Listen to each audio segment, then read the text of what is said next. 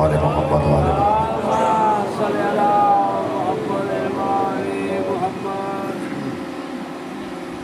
اگر زحمت نہ سمجھیں تو تھوڑا تھوڑا قریب آ جائیں، کیونکہ سارے مولا کے چاہنے والے ہیں، بلا فصل کے ماننے والے ہیں۔ فاصلوں سے بیٹھے ہوئے اچھے نہیں لگتے۔ تسبیح وہی ہوتی ہے جو ایک دھاگے میں پروئی ہوئی ہوتی ہے۔ بکھرے ہوئے دانوں کو تسبیح نہیں کہا جا سکتا۔ صلوات ایک دفعہ مل کے باجماعت درود پڑھ لیں محمد و آل محمد۔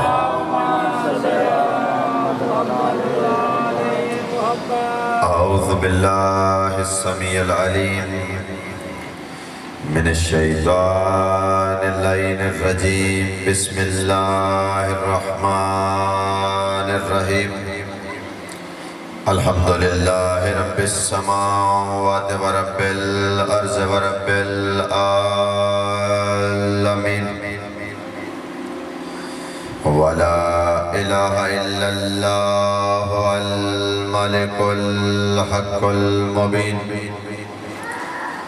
والصلاة والسلام والتحیۃ والاکرام علی اشرف الانبیاء والمرسلین وخاتم النبیین ورحمۃ للعالمین، سیدنا و مولانا و طبیب نفوسنا و حبیب قلوبنا و شفیع ذنوبنا ابی القاسم محمد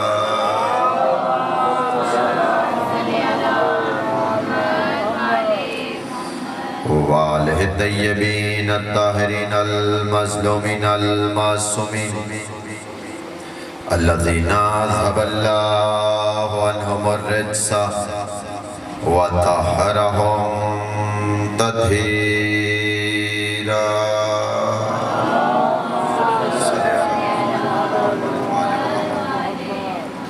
ولعنت اللہ دائما باقیہ علی اعدائہم وغاصب حقوقہم ومنکر فضائلہم ومصائبہم وولایتہم وغیبتہم وعظمتہم وشفاعتہم وسخاوتہم اجمعین۔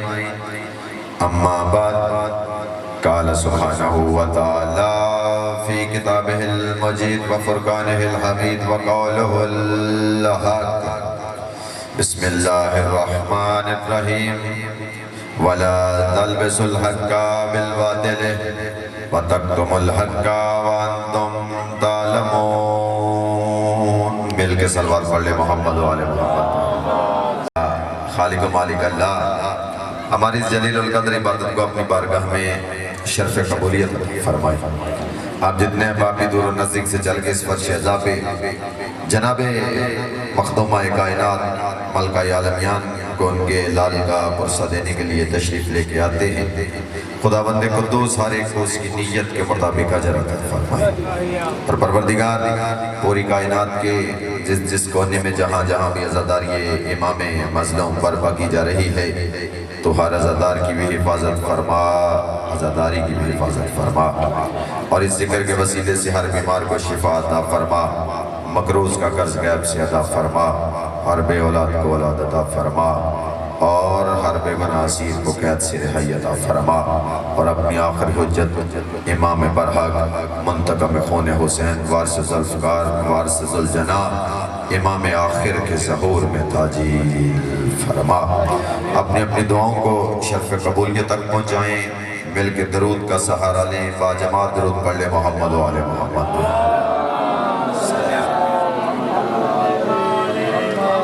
ہے اجازت جی میں دو چار فکرے جناب کے سامنے۔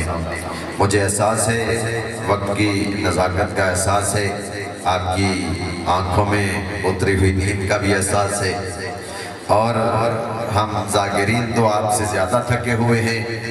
مولا آپ کی عزت میں اضافہ فرمائے، دوسرے 2 شہروں میں پورا دن آج پڑھتے رہیں، مولا کی جگہ جگہ پہ ڈیوٹیاں ہیں، لیکن آپ تھوڑی تھوڑی متوجہ ہو جائیں گے۔ آپ ہماری طاقت ہیں، آپ ہمارا حوصلہ ہیں، آپ تھوڑا تھوڑا میرے ساتھ اپنی زبانوں کو، اپنی آوازوں کو بلند کریں گے تو انشاءاللہ مجلس کا کوئی ماحول بن جائے گا۔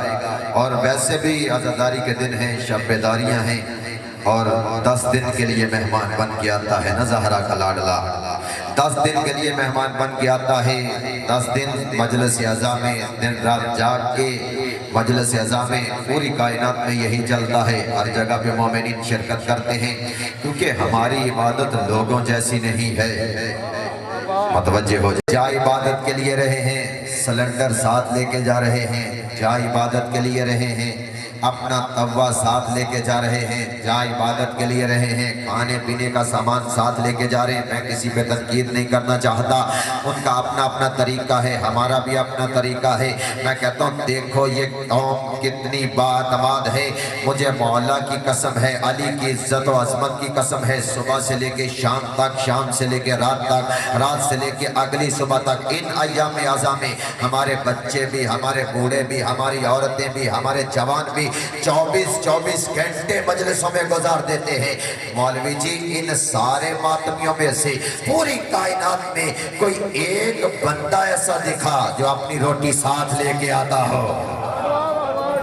سلامت رہیں۔ کوئی ایک بندہ ایسا دکھاؤ جو روٹی ساتھ لے کے آتا ہو۔ کوئی ایک بندہ بھی اپنا کھانا ساتھ لے کے نہیں آتا۔ وجہ کیا ہے؟ دنیا و آخرت میں رہتے ہیں یوں چین سے، دنیا و آخرت میں رہتے ہیں یوں چین سے، کھانا حسن سے ملتا ہے پانی حسین سے۔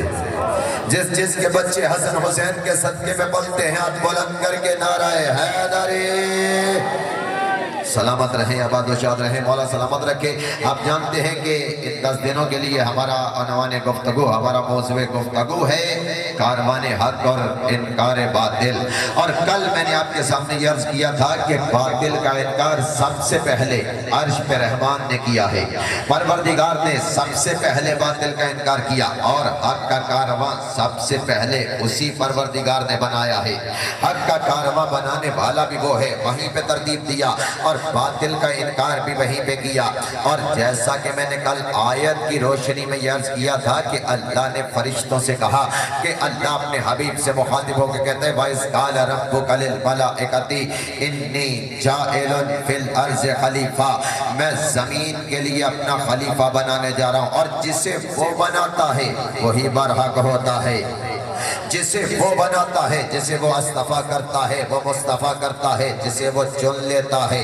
متوجہ ہیں بھائی جان؟ میری طرف دیکھیں نیازی حسین، اس بھائی کا کندھا ہلانا، میری طرف دیکھتے رہیں نیازی حسین۔ مولا آپ کو تھوڑی اگر زحمت فرمائیں، ایک چھوڑ کے بیٹھ دیں دیوار کی، مولا آپ کو سلامت رکھے۔ مجھے ہمیں سب کو علی کی ولایت کی ٹیک جو موجود ہے، دیواروں کی ٹیک کی ضرورت نہیں۔ علی کی محبت ہمارے بوڑھوں کو بھی بوڑھا نہیں ہونے دیتی، یہی تو وہ محبت ہے کہ جو جھکی ہوئی کمروں کو بھی سیدھا کر دیتی ہے۔ سلامت رہے، آباد و شاد رہے۔ آج میں کچھ کہنا چاہتا ہوں، کچھ مولا کے فضائل پڑھنا چاہتا ہوں۔ بھئی میں نے کہا کہ اللہ کا برحق خلیفہ ہوتا ہی وہ ہے کہ جسے وہ خود اپنے ہاتھوں سے بناتا ہے۔ اسی لیے اس نے شیطان سے یہی پوچھا تھا جب وہ بگڑ گیا، نکل گیا، اللہ نے اس سے یہی کہا تھا، کیونکہ آدم ہے اللہ کا برحق خلیفہ۔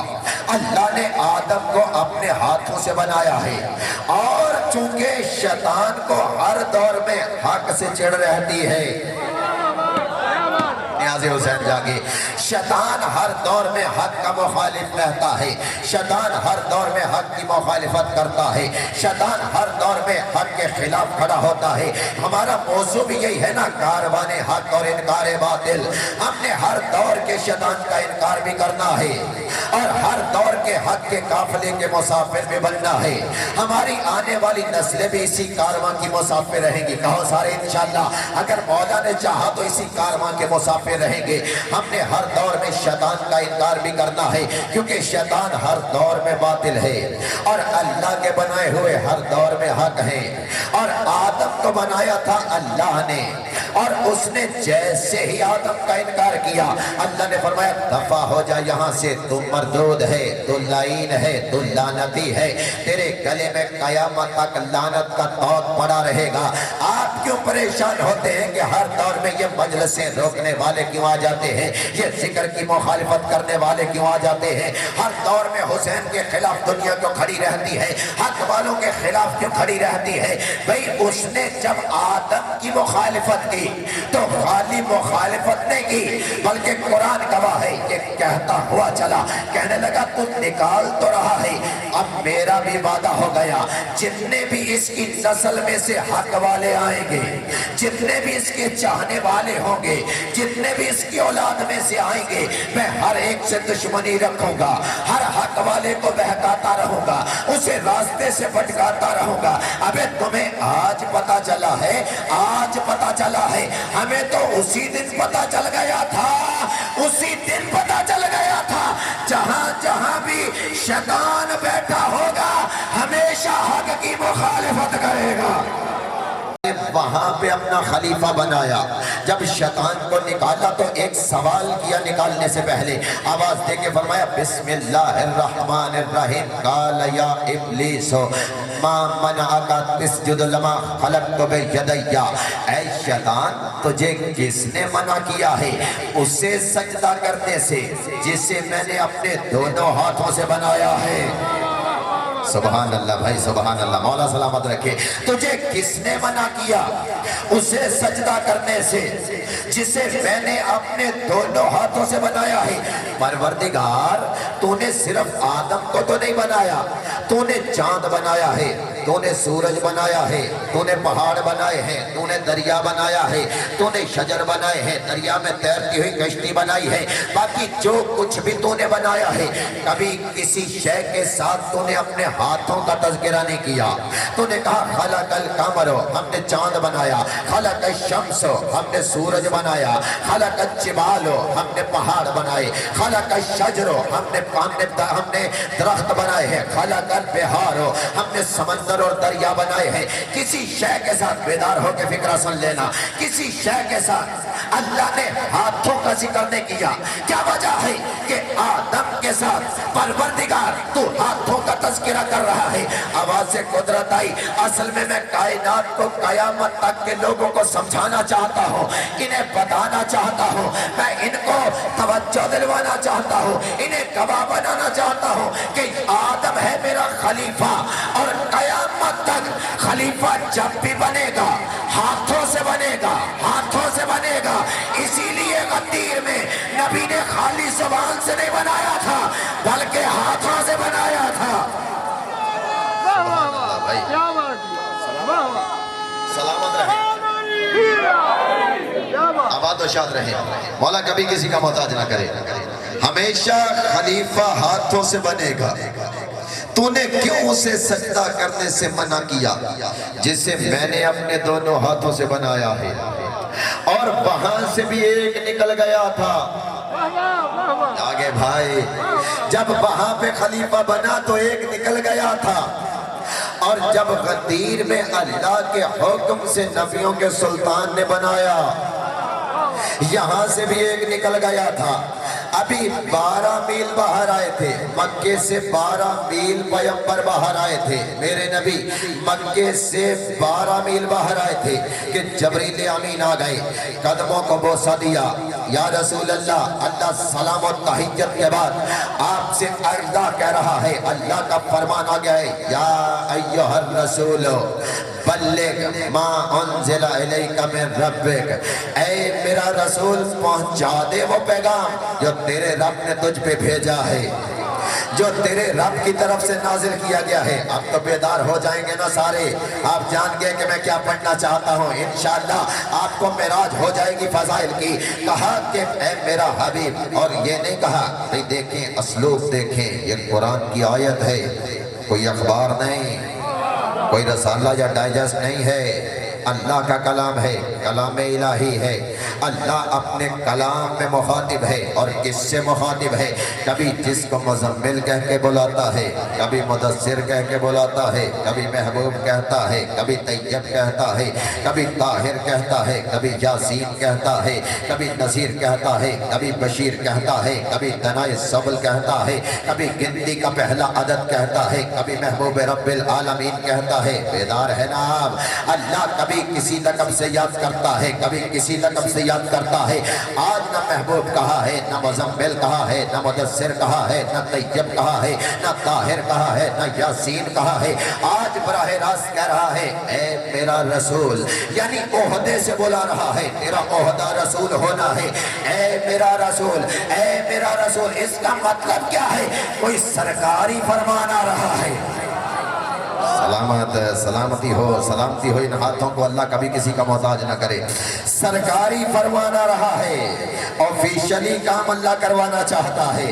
اللہ آفیشلی کام اس لیے عہدے سے بلایا، اور صرف یہاں پہ آیت رکی نہیں، فرمایا وَإِن لَمْ تَفْعَلْ، اگر تو نے ایسا نہ کیا فَمَا بَلَّغْتَ رِسَالَتَهُ، سمجھو کہ رسالت کا کوئی کام نہیں کیا ہے۔ یہ ایک ایسی آیت ہے جو بچے کو بھی یاد ہے، آپ ساروں نے ہزار مرتبہ یہ سنی ہوئی ہے، لیکن ایک راز سے پردہ اٹھانا چاہتا ہوں۔ مولا کے چاہنے والوں، میں مولا کا سب سے چھوٹا ذاکر ہوں، لیکن کچھ آپ کی جھولی میں ڈالنا چاہتا ہوں۔ اگر آپ نے میرے ساتھ پرواز کی تو یقیناً معراج ہو جائے گی فضائل کی۔ امیر المومنین علی کی محبت جس کے دل میں ہے، اور فخر کرو کہ تمہارے دلوں میں علی کی محبت ہے، کیونکہ یہ ایسی محبت ہے جو اللہ ہر کسی کے دل میں نہیں ڈالتا۔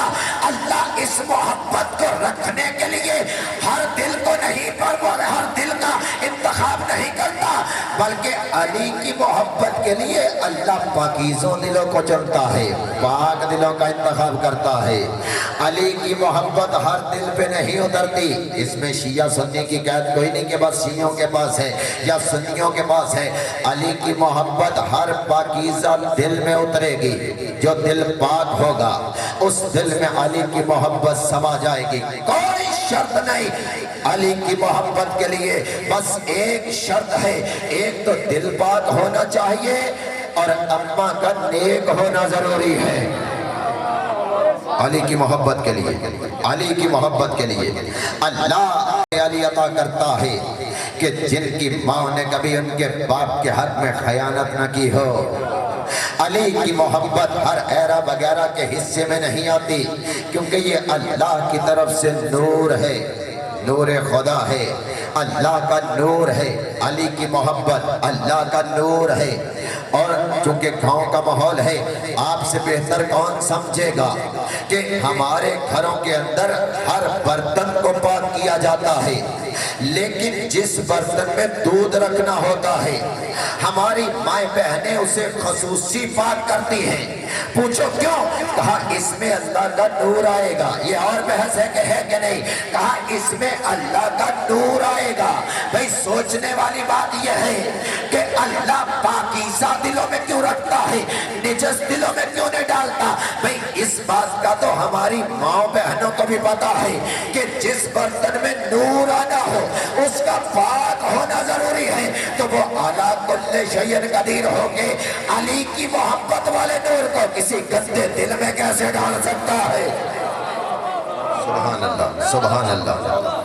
ہمیشہ پاک دلوں کا انتخاب کیا جاتا ہے، پاکیزہ دلوں پہ علی کی محبت اللہ نازل کرتا ہے، پاکیزہ دلوں میں علی کی محبت کو جگہ دیتا ہے۔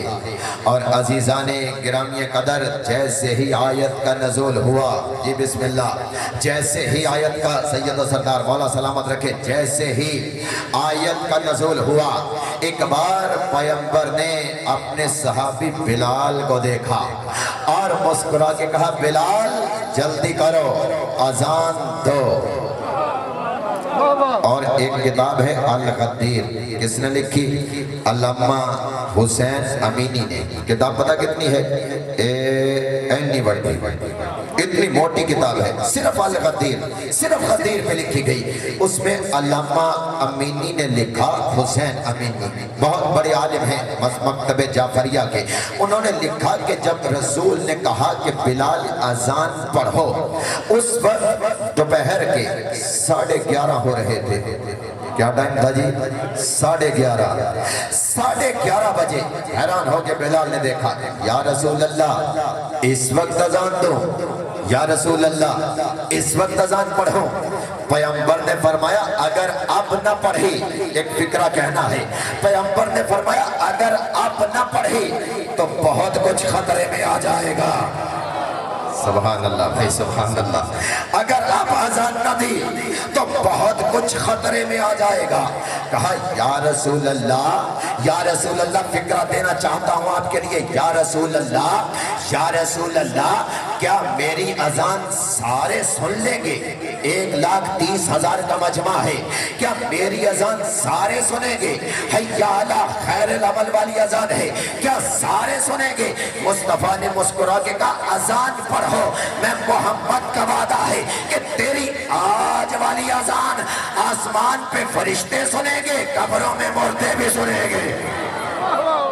سبحان اللہ، زندہ و سلامت رہیں، آباد و شاد رہیں، مولا کبھی کسی کا محتاج نہ کرے۔ آج والی اذان عرش پہ فرشتے بھی سنیں گے، قبروں میں مردے بھی سنیں گے۔ اور ایک مشہور فکرہ جو آپ نے 1000 مرتبہ ہمارے ممبروں سے سنا ہوا ہے، کیا فکرہ ہے؟ کہ پیغمبر نے فرمایا، رسول نے فرمایا جو آگے گزر گئے ہیں انہیں واپس بلاؤ، جو پیچھے رہ گئے ہیں انہیں ساتھ ملاؤ۔ سب نے سنا ہوا ہے نا، لیکن رات سے پردہ اٹھانا چاہتا ہوں، میں حسین کا نوکر ہوں، آپ سب کا بھی نوکر ہوں، سیدوں کا نوکر ہوں، سیدوں کے نوکر کا بیٹا ہوں۔ ایک فکرہ کہنا چاہتا ہوں، یہ فکرہ آپ نے سنا ہوا ہے کہ رسول نے فرمایا جو آگے گزر گئے انہیں واپس بلاؤ، جو پیچھے رہ گئے انہیں ساتھ ملاؤ۔ میں کہتا ہوں سارے تو حج کر کے آ رہے تھے، سارے رسول کے چاہنے والے تھے، سارے رسول کے صحابی تھے، سب نے رسول کے پیچھے نماز پڑھی، ان میں سے کوئی ایسا نہ تھا جو رسول کو چھوڑ کے آگے گزر گیا ہو، سارے نبی کے پیچھے پیچھے تھے۔ پھر نبی نے یہ کیوں کہا جو آگے گزر گئے ہیں انہیں واپس بلاؤ؟ وہ کون تھا جو آگے گزر گیا تھا؟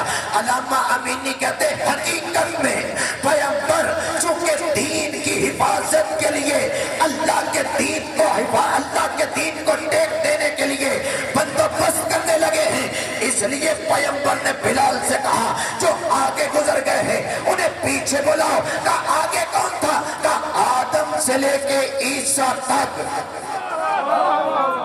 آگے بھائی، آدم سے لے کے عیسیٰ تک ہر نبی کو بولا، ہر نبی کو بولا، جتنے گزر گئے ہیں سب کو واپس بولا، اس میدان میں گواہ بن جائیں۔ اللہ کے دین کو قیامت تک کے لیے مولا عطا ہونے والا ہے، اللہ کے دین کے لیے مولا کا بندوبست کیا جا رہا ہے، اللہ کا دین کسی والی کے حوالے کیا جا رہا ہے، کیونکہ نبوت ختم ہو گئی ہے، امامت شروع ہو رہی ہے۔ نبوت ختم ہو گئی، امامت شروع ہو رہی ہے، اور پہلے امام کا نام علی ہوگا، اور سب کے سامنے علی کی امامت کا اعلان کیا جائے گا، علی کی ولایت کا اعلان کیا جائے گا۔ جب سارے جمع ہو گئے، 1.25 لاکھ نبی بھی کھڑے تھے، 1.25 لاکھ صحابی بھی کھڑے تھے، بیٹھے ہو کے چلے گئے جی، 1.25 لاکھ نبی بھی تھے، 1.25 لاکھ صحابی بھی تھے، 1.25 لاکھ انبیاء بھی موجود ہیں، 1.25 لاکھ صحابہ بھی موجود ہیں۔ ایک بار میرے نبی نے دائیں بائیں دیکھا اور مسکرا کے کہا جلدی کرو ہمیں خطبہ دینا ہے، ممبر لے کے آؤ، ممبر لے کے آؤ، ممبر لے کے آؤ، ممبر لے کے آؤ۔ سارے حیران ہو گئے، یا رسول اللہ، یا